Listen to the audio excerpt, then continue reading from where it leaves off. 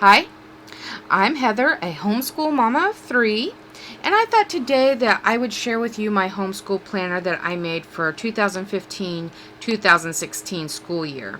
We school year round, but usually start around September and try to end around May, but we can go year round, so it's okay. Most of these pages I got from Tina's Dynamic Homeschool Plus. And I also took a lot of her advice on how to make a good school planner, such as using a wire coil binding. Instead of comb, the plastic comb always breaks and it's just a burden. And I tried to use a 3-ring binder thinking I would save some money, but it was just clunky and heavy and just wasn't right. You couldn't do things like this, flip it over and just have it flat and one page. You had to always have it completely open like this, and it just wasn't very good for traveling or taking it outside the classroom, and even in the classroom it was just a big mess. So I'm glad I went ahead and took her advice on this part. I also took her advice on using thick, heavy cardstock to print front and back for the cover and the back cover, and to also get the heaviest laminate that you can have them do, which I just went to Kinko's and asked for the heaviest laminate, and that makes it really stiff and rigid and waterproof really. And to also go ahead and have them put a really large border around it before they cut off the laminate. That keeps this from bubbling so easy, but also it protects the inside. It protects these little index tabs. They're not getting all dog-eared and all messed up. But also, if you accidentally spill something, it gives you a few minutes or a few seconds rather of grace so that you can hurry and get it cleaned up before it gets in here to your inside papers that are not waterproof. And so I really enjoyed that and am glad that I went ahead and took Tina's advice on those things. This front cover is one of the many free covers that she offers that you can choose from. This is the one I chose this year. And the same with the back. This is one of many that you can choose from, and that's the one I chose. And then this is the attendance record. Again, this was from Tina's Dynamic Homeschool Plus. And this one was completely where you could edit everything in it. Your children's names, their grade, the months of the year. We decided to start with September and end with August. The semesters, since we school year round, there's 3 semesters. You could add little abbreviations and words that would go for field trips and different things too. I also really like that this is for 4 children. Most attendance records for homeschool are only for 1 child, and that's just difficult when you have more than 1 child. It's much easier to have it all here on one page, and I really like that. Next is homeschool mission statement. Now, I printed this because I just didn't want to have blank pages in here, and I didn't really think I would use it. But once I actually sat down and thought about my mission statement, statement of faith, and scriptures and favorite quotes, I actually had a lot that I really wanted to use to keep my mind on why we were homeschooling, what we wanted to instill in our children's hearts and minds. And so actually there was lots of scriptures I came up with that really keep my focus on homeschooling and how we want to do that with our children. So I was glad I went ahead and did that, and I am going to include that in next year's as well because I really liked it. Then I made this little Fruitage of the Spirit curricula myself. It has the scripture that lists all the fruitages of the Spirit, and then there is 9 fruitages of the Spirit, and there's approximately 9 months that we homeschool a year, so each month we focus on 1 fruitage of the Spirit. It has the scripture that goes along with that particular fruitage, as well as songs from jw.org that correlate with the fruitage of the Spirit, and sometimes either a chapter out of a book or an article out of a magazine or some various literature of ours that will correlate also with the fruitage of the Spirit of the month, and then copy work for the children to practice handwriting. I offer this for free to anybody who would want it and ask for it. I just made it for us for personal use though. And the next is our daily planning pages. Now, Tina offers quite a few different kinds, and there's many kinds all over the web, but there was none that really fit my needs and my family's needs as much. So I went ahead and designed these myself as well. I like to just have everybody on one layout. This is 2 pages, but for one day. I have my children here, Leela, Belle, RJ, and then this is just general notes. This is not really a assigned subject, but we usually do the daily text every morning first thing. So I went ahead and put that there, and I usually just take note of what the text was about. And then I do that with all the children in a kind of circle time type way. Soon we're going to start calendar time with Belle. That will be a little bit separate, and probably will note some stuff down here about that. And then you know, there's all the subjects are up here. Leela is older than my younger 2, so she has a different math and language arts. These other social studies, health, and science and history and art and music and Bible. Sometimes we combine them. Sometimes Leela does a little bit more advanced because she's older, but we have the option of either way. And one thing I took in mind from Tina's advice is most planners do not put a big enough box for you to write down exactly what you want to do, or as much detail as many people would want without teeny tiny writing. So I printed up a few prototypes when I was designing this, and I just worked on it until I got it perfect for my specific family's needs. But I can offer this to anybody who asks for it as well. You can delete these subjects and these children and put in whatever you want, but this is for 3 children and 6 subjects, but possibly 8 subjects if you use these little side things. And then and I printed out enough for 160 days. Now in my state we need approximately 180 days a year, but I figure we'll do 160 days in class learning, and then approximately 20 days of field trips and out of the class hands-on learning outside the class, and to make up the rest of the 180 days. So I printed all these front and back, and to make enough for 160 days of in-class learning and journaling. Then next we have here is again the fruitage of the Spirit, and also the attendance record. When I first designed this, I had never made up our own curriculum before. I had just been using Calvert, which laid it all out for you very simply. And so I wasn't sure if I'd like to go the front or the back, which way. Turns out I like going to the back better for the fruitages of the Spirit, and going to the front better for the attendance. And so now I know for next year just to put it one place or the other for whatever it is we're doing. Next is our Bible curricula. I designed this myself. It is a 3-year curricula where we do daily Bible reading of about 1 to 3 chapters each day, and then we do an activity that goes along with it, whether it be building Noah's Ark with Legos, or doing an activity from jw.org that goes along, correlates with the Bible reading of the day, or a video from jw.org that correlates with the video with the reading of the day. And also we usually do a song that correlates, if there is one on jw.org that correlates with that reading of the day, then we do that as well. But I have this all out, and that way I don't have to refer and look through all my references of what's where. I put it all together. I update this pretty often because jw.org is always, every Monday usually has some kind of update. So if it has an update that has to do with children, then I update this, and that's why you see little handwriting here and there on it. And then I also, though, update my computer file of it, so if somebody would want a copy of it, they'd have the most updated one if I sent it to them. And so that's how we do that. And then here is a page where you can keep your websites with your username and password, which has been really good this year because I have had to change lots of passwords and can never remember what I did.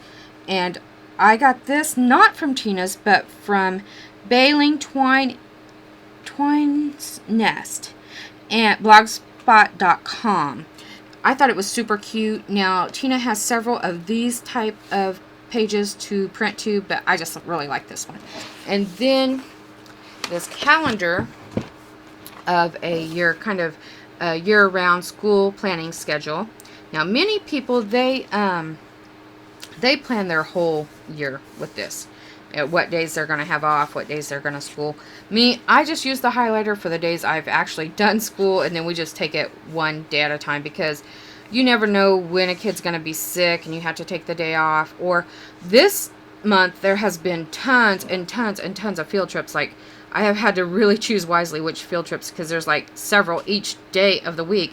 And some days, some weeks we've only had like 3 days of school, because there's so many good field trips out there, and it's, you know, really hard to pick and choose which ones to go to. There's just great hands-on learning with so many homeschool co-ops around here that it's just massively, you know, inundated with lots and lots of field trips.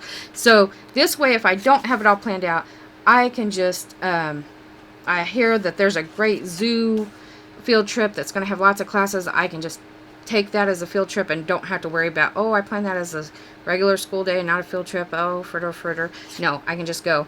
And then I just put that in the pink. Or if we stay home and do school, then it's yellow day. And then I put down here my total days goals is 180 days. Once we reach 180 days, field trips and in-class work will be done for the year. That will usually be done around May, but it could be done earlier, and it could go as far as August, but highly unlikely. We have never went past June, and this is our 4th year homeschooling, so I don't anticipate that, but, you know, things happen, life happens, and we're open to that if that happens.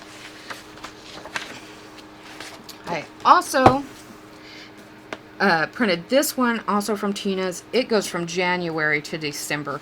I just wanted it, I don't know why, I guess just to be sure that see which one I would actually use. Ended up, of course, I used the other one more.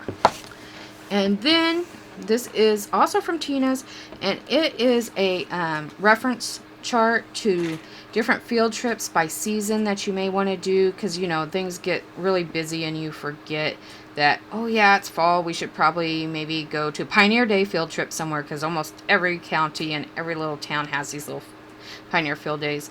But sometimes you forget because you just are so excited about starting school and getting all busy, and this field trip and that field trip. So this kind of keeps you, you know, alert, and you can kind of refer it. Oh yeah, I don't want to forget that. And I highlighted the ones we went on, and I also highlighted some that I definitely want to do this year. And then the next page is also from Tina's, and it's kind of a field trip tracking guide at a glance for the whole year.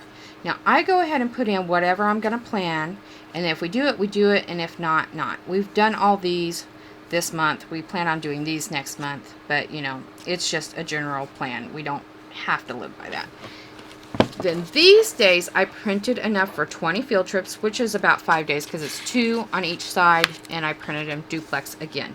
So, you know, I wanted the other 20 days of that 180 days to be documented, so that we know that we did it, even though my state really does not require that.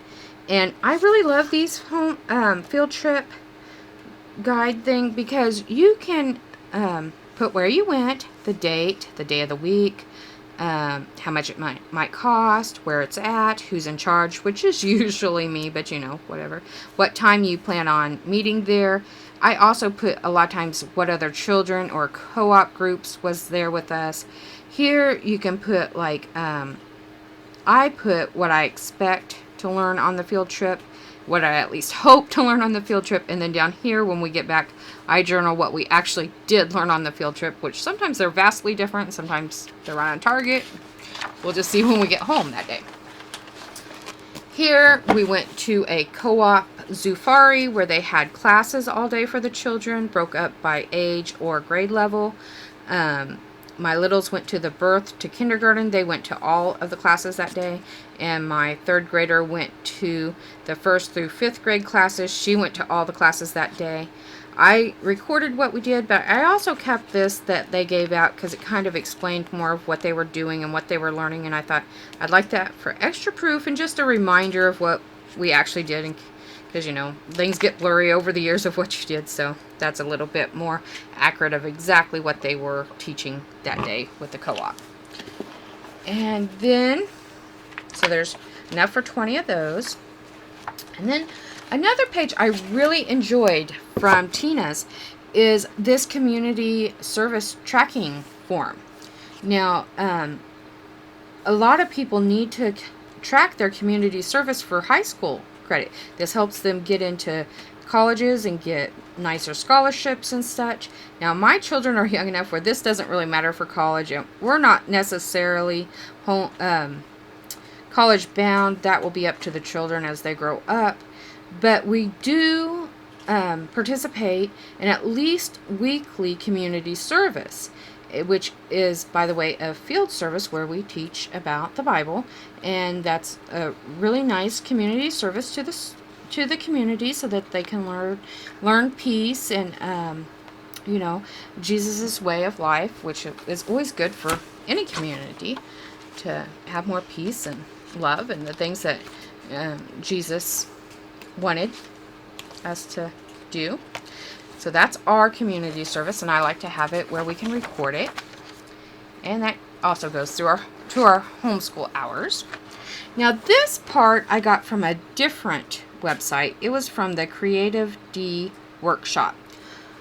Now, when I printed these out, I wasn't really sure if I wanted to put them in here, especially with as big as this made it. This is huge monster. I was really, really intimidated.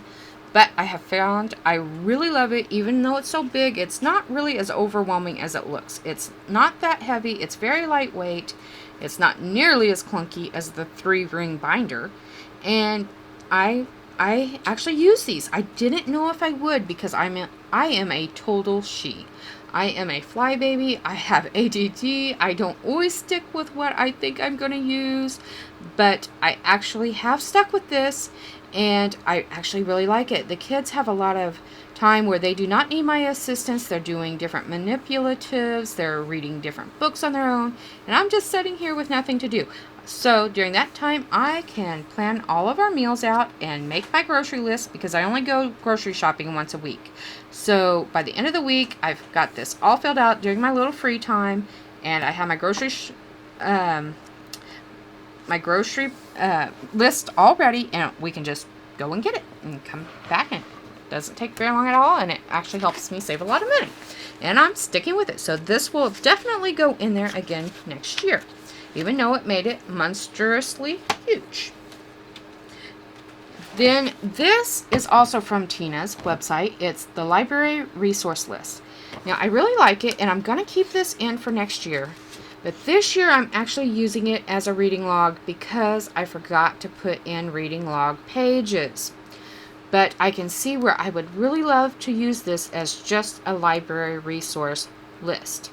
So next year, it'll be in here, and it will only be for the library, and we will also have separate reading log pages as well.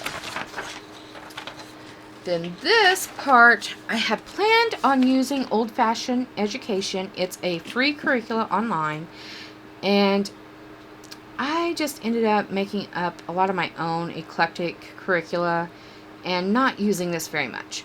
This is a wonderful curricula, and especially for new people who are just starting out and don't know what to do, this is a really great resource. We just haven't used it. So I do like the reading list. They're wholesome. They're not very, they're not against a lot of Christian values. So, I like that about it. And it is kind of wrote for a boys' education, which is, less, more like ADD, and, they're not as focused sometimes when they're younger.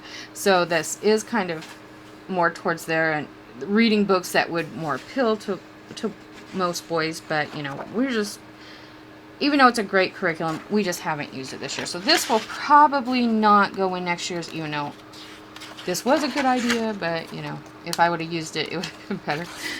But that's okay. Things change often. Next is this page of curriculum resources. Now, this was meant to just, so you can have a list real quickly at what you have and everything. I kind of use it, kind of don't. I don't know if I'll use it next year. I might. I need to probably get better at filling this out of what we actually do have and what we actually are using, but I'll see. This is the multiplication chart, and I haven't used it yet, but it's only 1 month in, and my oldest is in 3rd grade, and it is time for her to learn her times tables. So we probably are going to use it this year, and I will probably keep this in my binder from, every year, because each child will have to eventually learn it. But we just haven't used it yet this year. Then again, the attendance chart, which, I like the one up front better, so that's what we're sticking with. And the mission statement again, I don't know why I did that, but anyway. So then this is the inside of the back cover. Again, this was at Tina's Dynamic Homeschool Plus. It was one of the free ones. She had several to choose from. I liked that this had scriptures and it was really cutely done. So I used that. Then this is the back. This is copyright protected, so you cannot mass produce this or pass it around, but you can go to jw.org, and for your own personal use, you can go ahead and download it and print it. I liked it because the name of the brochure is Teach Your Children, and it had these pictures of different parents all over the world and in the Bible, and also kind of modern day here, who have taught their children, and that's what I'm doing this year. So I really did enjoy that. And I hope you enjoyed my video. In the next video, I am going to talk about the different tools I use in planning, the pens and the highlighters I use that are erasable, and they, I know everybody says only ever write in pencil in your planner, but pencil smears, and I just don't really like it as well as ink. But the pens and highlighters that I use actually erase better than pencil. And so I'm going to talk about that in my next video about how you can use pens and highlighters in your planner and still erase and still have a beautiful planner inside. Thank you, and please like my video and stay tuned for the next one.